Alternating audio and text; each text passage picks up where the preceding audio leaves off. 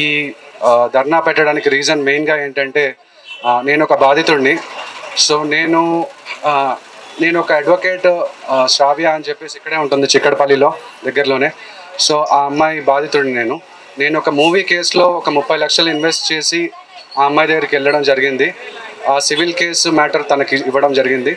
అయితే ఆ విధంగా మేమిద్దరం ప్రేమలో పడి కొచ్చికి వెళ్ళిన తర్వాత అక్కడ కొంత డబ్బు నేను ప్రొఫెషనల్ ఫీజ్గా స్పెండ్ చేయడం జరిగింది. స్పెండ్ చేసిన తర్వాత మళ్ళీ ఆ అమ్మాయి ఇక్కడికి వచ్చిన తర్వాత మన ఇద్దరం విడిపోదామని చెప్పింది. సరే ఓకే అన్నాను. అయితే కాకపోతే ఏదైతే ప్రొఫెషనల్ ఫీజు ఇచ్చానో ఆ ఫీజు తిరిగి ఇవ్వమని అడగడం వల్ల తను నా పైన కేసు పెట్టింది. ఫస్ట్ కేసు వచ్చేసి January 8, 2024లో పెట్టిందండి.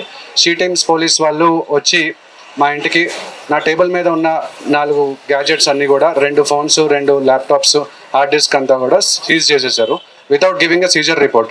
సో బేసిక్లీ ఇప్పుడు మనం చూస్తే బైక్స్ కానీ కార్స్ కానీ వెళ్తున్నాయి. ఇక్కడ ట్రాఫిక్ పోలీస్ వాళ్ళు ఆపారనుకోండి, ఆపినప్పుడు వాళ్ళు చలాన్ ఇవ్వకపోతే అంటే దాని ఉద్దేశం ఏంటి, బేసిక్లీ బ్రైబ్ కోసం అనే మెయిన్గా ఉంటుంది. సో అదే విధంగా వాళ్ళు సీజర్ రిపోర్ట్ అనేది నాకు ఇవ్వకుండా నన్ను పోలీస్ స్టేషన్కి తీసుకెళ్లారు. షీ టీమ్స్ పోలీస్ స్టేషన్ హైదరాబాద్కి తీసుకెళ్లారు.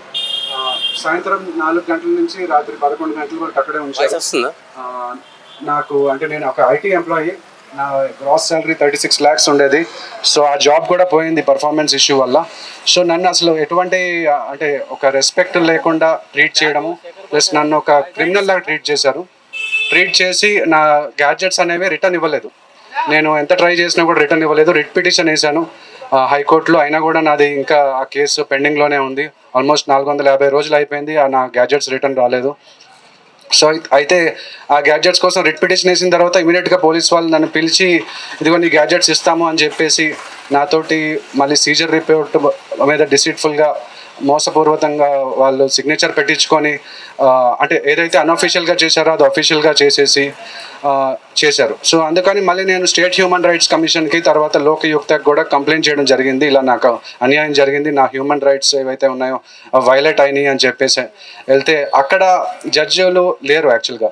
So almost state human rights commission PRO గారితో మాట్లాడినప్పుడు ఆల్మోస్ట్ 1.5 year నుంచి కూడా జడ్జిలు లేరంట. Already public interest litigation 19 of 2023 కూడా వేశారంట, కానీ అది ఇంకా ముందుకెళ్ళట్లేదు. అదేవిధంగా లోకయుక్తకి వెళ్ళినప్పుడు అక్కడ కూడా జడ్జిలు లేరు. సో లాస్ట్ 3 months నుంచి లేరు. మన కేసు అనేది అక్కడే పెండింగ్లో ఉండిపోయింది.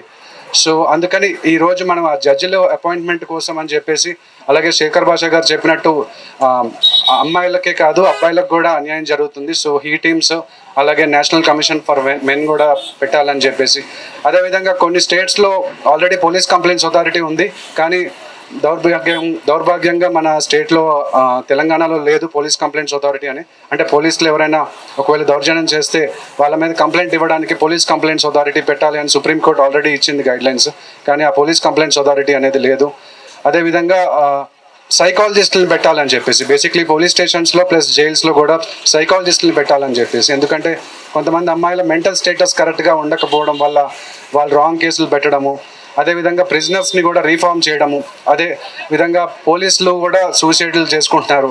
ఆ విధంగా కూడా మనకి ఈ సైకాలజిస్టులు పెట్టాలి అని చెప్పేసి, ఈ మధ్య మనం చూసాం సినిమా కోర్ట్ మూవీ అని చెప్పేసి, దాంట్లో పాక్సో కేసు మీద రాంగ్గా హీరోని జైల్లో పెడతారు. సో ఇట్లాంటి కేసులు జరుగుతున్నాయి కాబట్టి ఇట్లాంటి మూవీస్ అనేవి వస్తున్నాయి.